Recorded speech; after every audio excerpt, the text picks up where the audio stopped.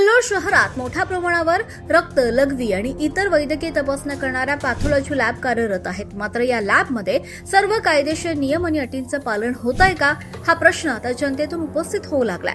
महाराष्ट्र शासनाच्या मार्गदर्शक सूचनांनुसार आणि विविध न्यायालयीन निर्णयानुसार पॅथॉलॉजी रिपोर्टवर पात्र आणि अधिकृत पॅथॉलॉजिस्टची स्वाक्षरी असणं आवश्यक असल्याचं नमूद करण्यात आलं.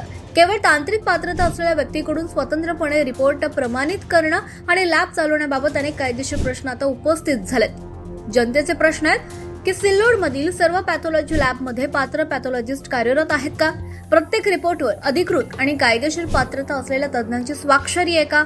संबंधित लॅबकडे आवश्यक नोंदणी, परवाने आणि कागदपत्रे उपलब्ध आहेत का? आरोग्य विभागानं याबाबत नियमित तपासणी केली आहे का? जनहिताची मागणी आहे की सिल्लोड शहरातील सर्व पॅथॉलॉजी लॅबचे आरोग्य विभाग आणि जिल्हा प्रशासन आणि संबंधित सक्षम प्राधिकरणामार्फत विशेष तपासणी करण्यात यावी. नियमांचे पालन करणाऱ्या लॅबना कोणताही त्रास होऊ नये. मात्र नियमभंग आढळल्यास कायद्यानुसार कारवाई व्हावी, अशी जनतेची मागणी आहे. झुंजार जनता न्यूजची भूमिका. झुंजार जनता न्यूज कोणत्याही व्यक्ती किंवा संस्थेला दोषी ठरवत नाही.